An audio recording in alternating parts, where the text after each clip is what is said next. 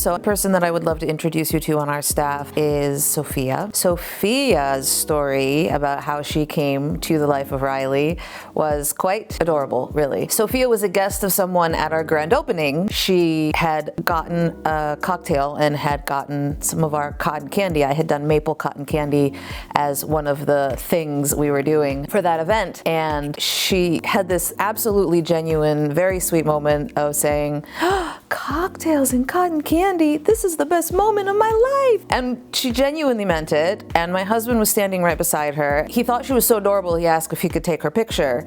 And later, we went back through and I was like, wait a minute, who is that girl? And my husband goes, she said she needed a job. You should see if she could work with you. So fast forward, it was fortuitous, maybe a little bit of inception, but Sofia actually told me in her interview that she came to New York for two things, and it was to model and be a barista.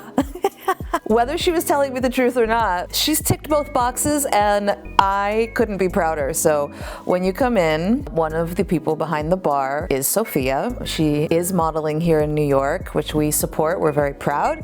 And she makes a mean cup of coffee. So I am very proud to introduce to you Sofia.